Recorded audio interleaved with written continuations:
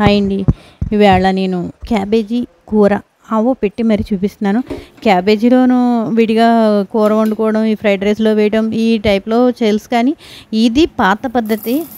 నాకు ఎక్కువ ఇష్టమైన వంటలో ఈ విధంగా పిల్లలు ఉన్నప్పుడు పిల్లలకి ఇష్టమైన వండుతానండి.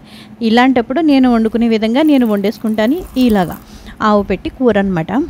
అయితే కొంచెం పోపు, మినపప్పు, ఆవాలు, శనగపప్పు, నెక్స్ట్ పులిహోర పోపేనండి మొత్తం అంతా కూడాను.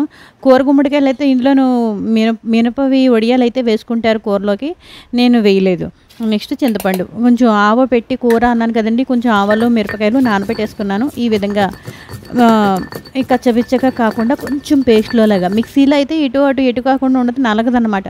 ఈ విధంగా నేను దంచేసుకుని పేస్ట్ లాగా శుభ్రంగా ఇంకా కొంచెం నూనె వేసి ఉంచుకోలేదంటే కంటెక్షన్ అనమాట. రుబ్బు రోలు మాత్రం ఎప్పుడు కడిగేసుకోవాలి పని అయిపోయిన వెంటనే. నేను మా అమ్మగారు తిట్టేసేవారు కడకపోతే కనుక, అందుకని తిట్టుకుంటుంటే రోలు నా కడుపు మండినట్టుగా నీకు మండాలి అని సామెత ఏదో చెప్తారు, సంథింగ్ అలాగనమాట. అయితే పోపు అది వేగిపోయింది. నేను వీడియోలు అన్నీ పెడుతున్నాను, మీకు నేను కనపట్లేదు అని అనుకోకండి.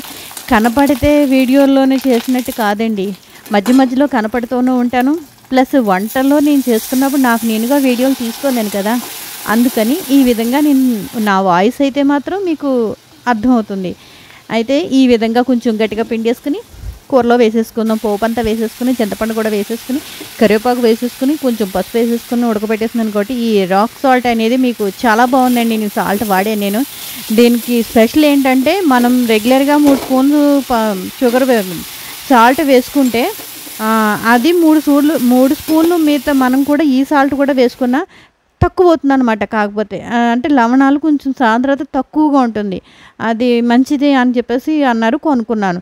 అయితే కొంచెం ఆవ చల్లారిపోయిన తర్వాత పెట్టేసుకుందాం. ఈ విధంగా కూర చేసేసుకుందాం క్యాబేజీ.